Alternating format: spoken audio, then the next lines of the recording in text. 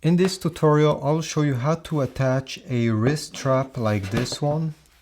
This is a very generic leather wrist strap to a camera.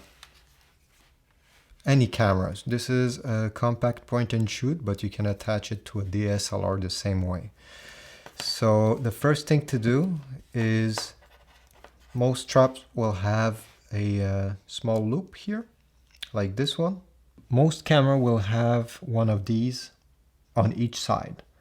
I'm gonna make it smaller so it can pass through this small hole. Okay, it passed. Now you're gonna take it all the way through like this. All you have to do right now is to take the bigger part of the strap. This is where you're gonna put your wrist, and you're gonna pass it through the smaller loop,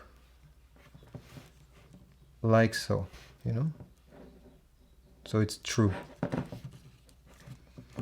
completely. And when you arrived here, okay, you're gonna let it go, the smaller loop, and keep pulling with the bigger part so it's secured. And right now it's very secure. There is no way this will detach. The only way these two will detach is if the small loop breaks, but if not, you're fine. So now all you have to do is to attach it to your wrist, and you're good to go.